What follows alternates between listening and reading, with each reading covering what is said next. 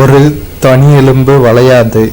பல்வேறு எலும்புகள் முழங்கையில் இணைந்து கையை மடக்க உதவுகின்றன. எலும்பு எப்பவுமே வளையாது, ஆனால் பல்வேறு எலும்புகள் பிணைப்பில் இருக்கிறதுனால கையை மடக்க முடியுது. நம்மளால் வளைக்கவும் முடியாது, கையை மடக்க முடியாது பல்வேறு எலும்புகளோட இணைப்பினால். ஒரு தனி எலும்பு எப்பவுமே வளையாது.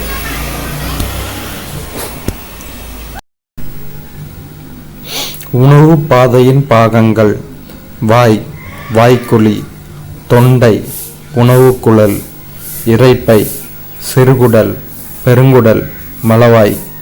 செரிமான சுரப்பிகள்: உமிழ்நீர் சுரப்பிகள், இரைப்பை சுரப்பிகள், கல்லீரல், கணையம், குடல் சுரப்பிகள்.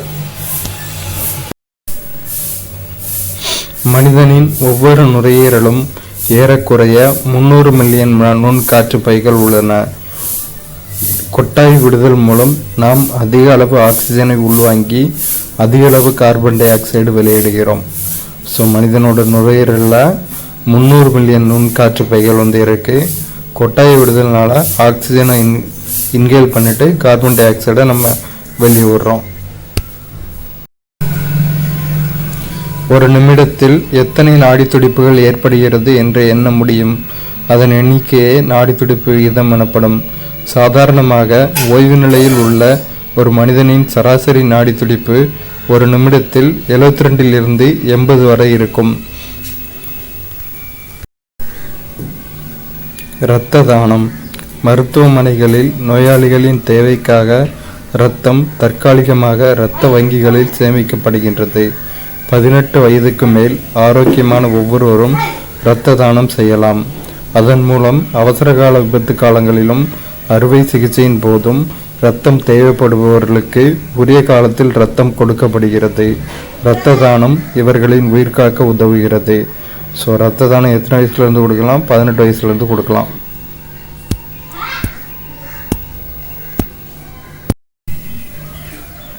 மூளையில் 100 மில்லியனுக்கும் அதிகமான தகவல்களை ஒருவர் வாழ்நாளில் சேமித்து வைக்க முடியும் என்று கூறப்படுகிறது.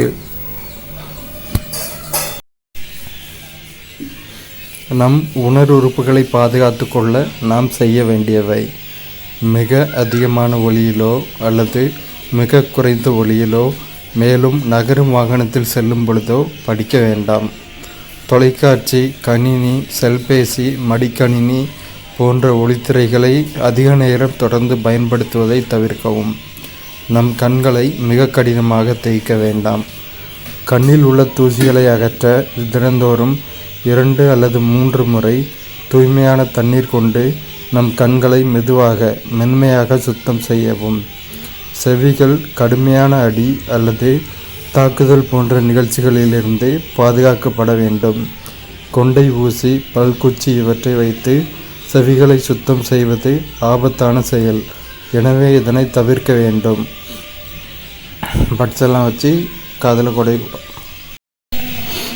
உங்கள் உணர்வுறுப்புகளை பாதுகாத்து கொள்ளவும். நம் உணர்வுறுப்பை பாதுகாத்து கொள்ள நாம் செய்ய வேண்டியவை: மிக அதிகமான ஒலியிலோ அல்லது மிக குறைந்த ஒலியிலோ, மேலும் நகருமான வாகனத்தில் செல்லும் பொழுதோ படிக்க வேண்டாம்.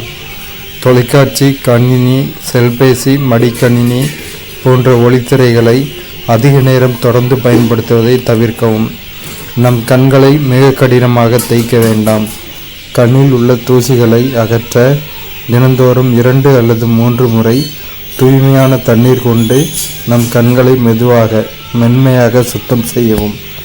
செவிகள் கடுமையான அடி அல்லது தாக்குதல் போன்ற நிகழ்ச்சிகளிலிருந்து பாதுகாக்கப்பட வேண்டும். கொண்டை ஊசி, பல்குச்சி இவற்றை வைத்து செவிகளை சுத்தம் செய்வது ஆபத்தான செயல். எனவே இதனை தவிர்க்க வேண்டும். ஏனெனில் இதனால் காது செவு கிழிந்துவிடும், காது தொற்று ஏற்படும். அதாவது பட்ஸு, ஊக்கெலாம் யூஸ் பண்ணக்கூடாது, காதில் விட்டு குடையக்கூடாது. தினமும் தோலை சுத்தமாகவும் புத்துணர்ச்சியுடன் வைத்து கொள்ள தினமும் ஒரு முறையாவது குளிக்க வேண்டும். 2 வாட்டி குளித்தாலும் நல்லது தான். நாளமில்லா சுரப்பிகள் இருப்பிடம்: பிட்யூட்டரி சுரப்பி, மூளையின் அடிப்பகுதி. பீனியல் சுரப்பி, மூளையின் அடிப்பகுதி. தைராய்டு சுரப்பி, கழுத்து.